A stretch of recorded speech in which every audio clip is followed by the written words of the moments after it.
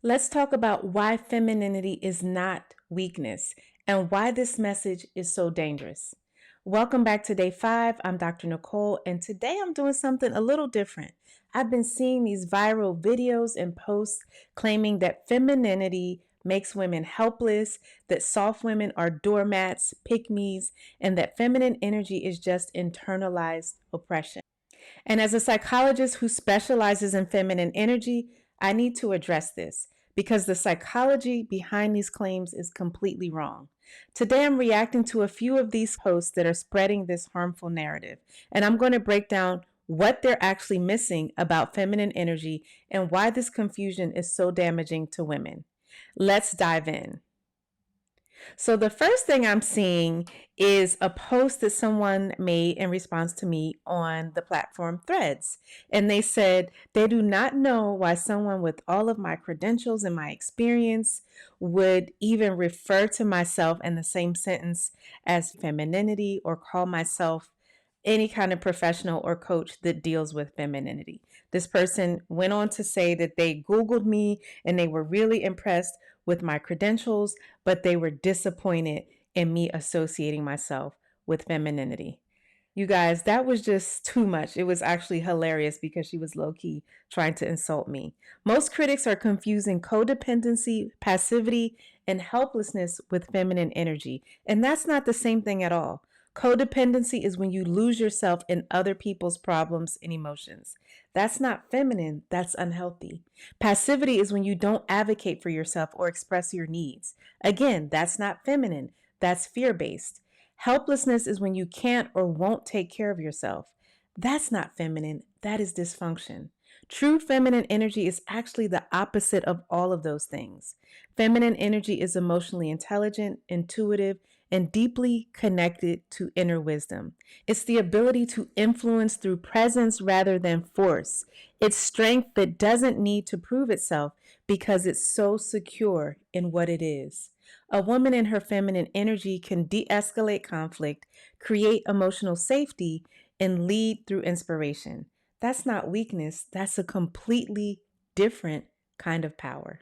What these kinds of posts and reactions reveal is how deeply we've been conditioned to believe that only masculine traits are valuable. We've been taught that aggression is strength, that hardness is power, that emotional expression is weakness, and that anything soft or gentle is inferior. But think about this. Feminine energy has shaped humanity. It's feminine energy that nurtures children, builds communities, creates emotional bonds, and maintains relationships. The ability to collaborate instead of compete, to heal instead of harm, to create instead of destroy. These are feminine qualities and they're incredibly powerful.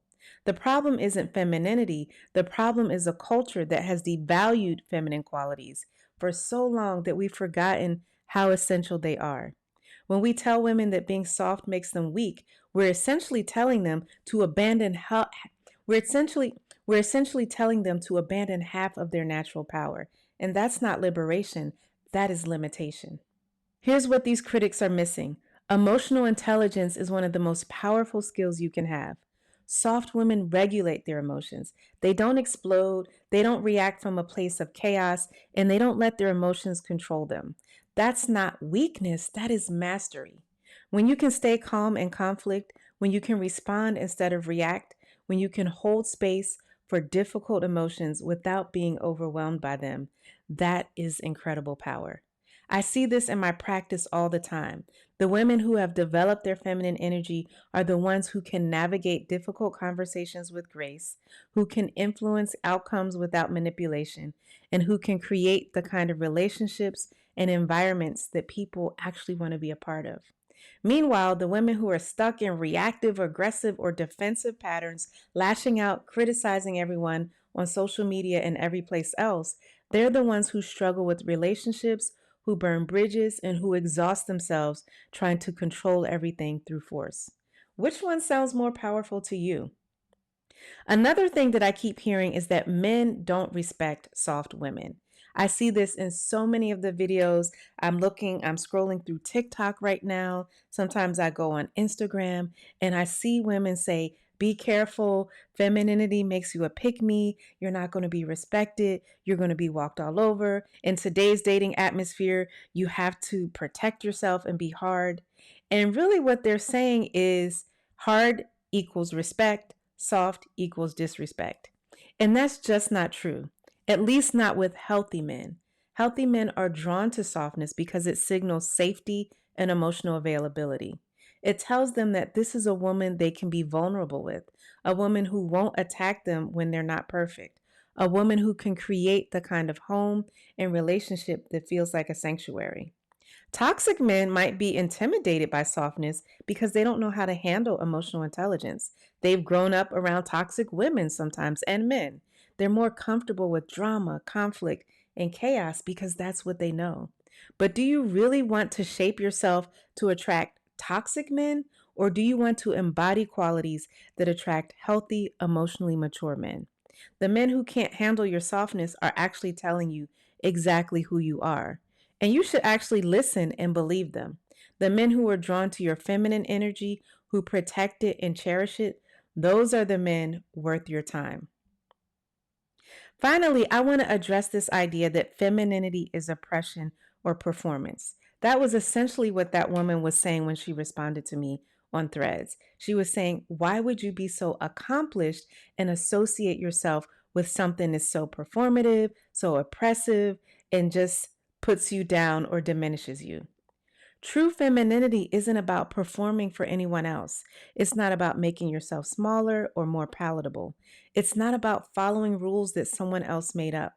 Femininity is a conscious choice to return to your natural state of presence, intuition, and your emotional wisdom. It's choosing to respond instead of react. It's choosing to influence through love instead of fear. It's choosing to create instead of destroy. You can be feminine and have boundaries, be soft and have standards. You can be gentle and be powerful. In fact, the most powerful women I know are the ones who have integrated both their masculine and feminine energies.